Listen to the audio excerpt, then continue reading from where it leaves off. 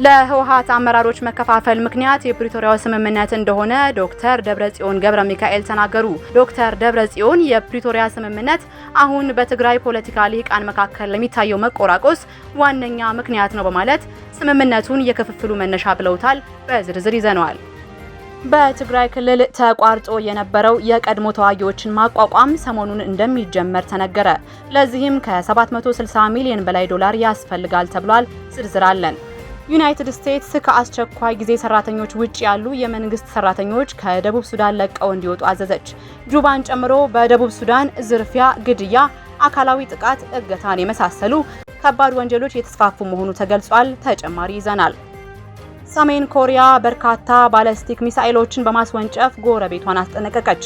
ሙከራው ፕሬዝዳንት ዶናልድ ትራምፕ ወደ ስልጣን ከመጡ በኋላ ሰሜን ኮሪያ ያደረገችው የመጀመሪያው ሙከራ መሆኑ ተገልጿል። በዝርዝር ይዘነዋል። አክብሮታዊ ሰላምታችን በያላችሁበት ይድረሳችሁ ውድ የኢትዮ ውይይት ቤተሰቦች፣ መረጃዎቹ በስፋት እንዲዳረሱ ቻናላችንን ሰብስክራይብ፣ ላይክ እና ሼር ማድረጋችሁ እንዳትዘነጉ። አሁን ወደ ዝርዝሩ እናልፋለን።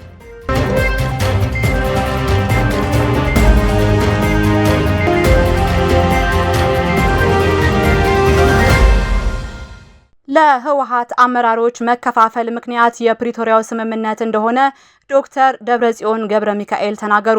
አንዳንዴ ሞቅ ሌላ ጊዜ ደግሞ ረገብ እያለ የቀጠለው የህወሓት አመራሮች ሽኩቻ መነሻው በፕሪቶሪያው ስምምነት ላይ የተሳተፈው የአቶ ጌታቸው ረዳ ቡድን ምን መፈጸምና አለመፈጸም እንዳለበት በተገቢ ሁኔታ ሳይደራደር ትዕዛዝ ተቀብሎ በመምጣቱ ምክንያት መሆኑን የህወሓት አንደኛው ክንፍ ሊቀመንበር ዶክተር ደብረጽዮን ገብረ ሚካኤል ተናግረዋል። ዶክተር ደብረጽዮን ዘኒው ሁማኒታሪያን ከተሰኘ ሚዲያ ጋር በነበራቸው ቆይታ የፕሪቶሪያ ስምምነት አሁን በትግራይ ፖለቲካ ልሂቃን መካከል ለሚታየው መቆራቆስ ዋነኛ ምክንያት ነው በማለት ስምምነቱን የክፍፍሉ መነሻ ብለውታል።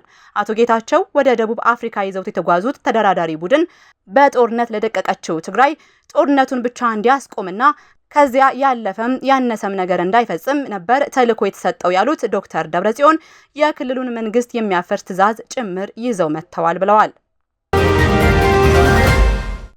በትግራይ ክልል ተቋርጦ የነበረው የቀድሞ ተዋጊዎችን ማቋቋም ሰሞኑን እንደሚጀምር ተነገረ። በትግራይ ክልል ተቋርጦ የነበረው የቀድሞ ተዋጊዎችን መልሶ ማቋቋምና ወደ ህብረተሰብ የመቀላቀል ስራ በዚህ ሳምንት መጨረሻ እንደሚጀመር ብሔራዊ ተሃድሶ ኮሚሽን አስታውቋል።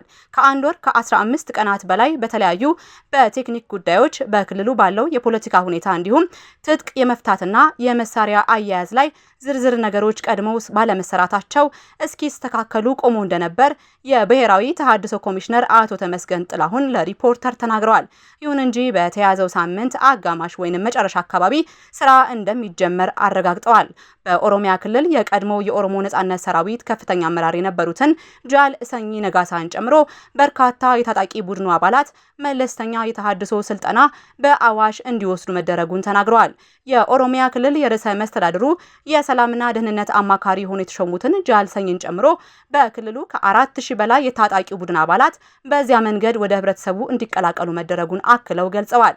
የትግራይ ክልል የመልሶ ማቋቋም ስራ ቆሞ በነበረበት ወቅት በአፋር በአማራና በኦሮሚያ ክልሎች ተመሳሳይ ስራ ሲከናወን መቆየቱን የገለጹት ኮሚሽነር ተመስገን በአማራ ክልል የመንግስትን ጥሪ ለተቀበሉ የፋኖ የአገውና የቅማን ታጣቂዎችን መልሶ የማቋቋምና የመቀላቀል ስራ ይቀጥላል ብለዋል።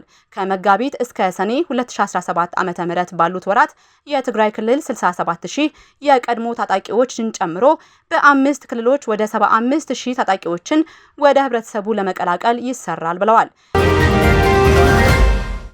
ዩናይትድ ስቴትስ ከአስቸኳይ ጊዜ ሰራተኞች ውጭ ያሉ የመንግስት ሰራተኞች ከደቡብ ሱዳን ለቀው እንዲወጡ አዘዘች።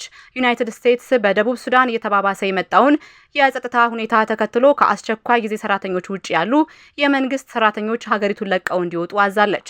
የአሜሪካ የውጭ ጉዳይ ሚኒስቴር በተለያዩ የፖለቲካና የጎሳ ቡድኖች መካከል የሚካሄደው ግጭት መቀጠሉንና ህዝቡ በቀላሉ የጦር መሳሪያዎችን እያገኘ መሆኑን ገልጿል። በተጨማሪም በመላ ሀገሪቱ የተንሰራፋው የከብት ዝርፊያ ወደ ግጭት ሲያመራ ይታያል ሲል አስታውቋል።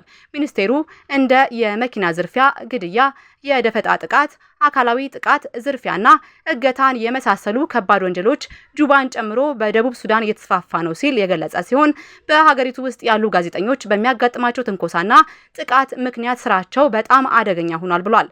ይህ በእንዲህ እንዳለ በደቡብ ሱዳን የተባበሩት መንግስታት የሰብአዊ መብት ኮሚሽን መሪዎች በሀገሪቱ ሌላ አስከፊ ቀውስ እንዳይከሰት ጥንቃቄ እንዲያደርጉና በግጭቱ አፈታት ዙሪያ የፈረሙትን የሰላም ስምምነት እንዲያከብሩ ጠይቋል። ደቡብ ሱዳን የሰላም ስምምነቱን በመተግበር ተቋማትን በማጠናከርና የዲሞክራሲ መሰረትን በመገንባት ወደፊት መጓዝ ይኖርባታልም ነው ያለው። አሁን በመታዘብ ላይ ያለነው ከዓመታት በፊት የነበረውንና ሀገሪቷን ለውድመት የዳረገውን ግዴለሽ የስልጣን ሽኩቻ ነው ሲሉ የኮሚሽኑ ሊቀመንበር ያስሚን ሶካ በመግለጫቸው ተናግረዋል። ሰሜን ኮሪያ በርካታ ባለስቲክ ሚሳኤሎችን በማስወንጨፍ ጎረቤቷን አስጠነቀቀች። አሜሪካና ደቡብ ኮሪያ የነጻነት ጋሻ የሚል መጠሪያ የሰጡትን ዓመታዊ ወታደራዊ ልምምድ ጀምረዋል። ሰሜን ኮሪያ በዛሬው ዕለት በርካታ ባለስቲክ ሚሳኤሎችን ማስወንጨፏን የደቡብ ኮሪያ ጦር አስታውቋል። ሃንጋሄ ከተባለ ግዛት የተተኮሱት ሚሳኤሎች ወደ ቢጫ ባህር ገብተዋል ብሏል ጦሩ ባወጣው መግለጫ። ፒዮንግያንግ አይነታቸው እስካሁን በውል አልታወቁም የተባሉትን ባለስቲክ ሚሳኤሎች ያስወነጨፈችው ጎረቤቷ ደቡብ ኮሪያ ከአሜሪካ ጋር ወታደራዊ ልምምድ በጀመረችበት ዕለት ነው። በደቡብ ኮሪያ ከ28,000 በላይ ወታደሮች ያሏት አሜሪካ ከሴኡልና ከቀጠናው አጋሮቿ ጋር በተከታታይ ወታደራዊ ልምምድን ታደርጋለች። ዋሽንግተን ልምምዶቹ የመከላከል ባህሪ ያላቸው ናቸው ብትልም ፒዮንግያንግ ግን የወረራ ዝግጅት ነው በሚል ሚሳኤሎችን በመተኮስ ቁጣዋን ትገልጻለች። ዛሬ የተጀመረው የነጻነት ጋሻ የሚል ስያሜ የተሰጠው ዓመታዊ ወታደራዊ ልምምድ ለ10 ቀናት የሚቀጥል ሲሆን ከ19,000 በላይ ወታደሮች ይሳተፉበታል ተብሏል። በእነዚህ ቀናት 16 ግዙፍ የጦር ልምምዶች እንደሚደረጉ ያስታወቀው የደቡብ ኮሪያ የመከላከያ ሚኒስቴር የሀገራቱ የጦር ጀቶች በተኩስ የሚያደርጉት ልምምድ ግን አይካሄድም ብሏል። የባለስቲክ ሚሳኤል ሙከራው ፕሬዚዳንት ዶናልድ ትራምፕ ወደ ስልጣን ከመጡ በኋላ ሰሜን ኮሪያ ያደረገችው የመጀመሪያው ሙከራ መሆኑ ተገልጿል።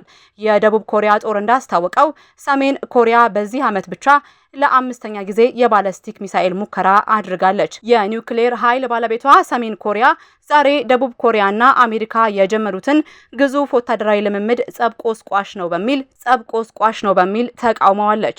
የሀገሪቱ የውጭ ጉዳይ ሚኒስቴር ባወጣው መግለጫ ልምምዱ በኮሪያ ልሳነ ምድር ያለውን ውጥረት ወደ ከፋ ደረጃ የሚያስገባ ነው፣ በአንድ ድንገተኛ ተኩስ ወደ ጦርነት ልንገባ እንችላለን ማለቱን የሀገሪቱ ብሔራዊ ቴሌቪዥን ጣቢያ KCNA ዘግቧል።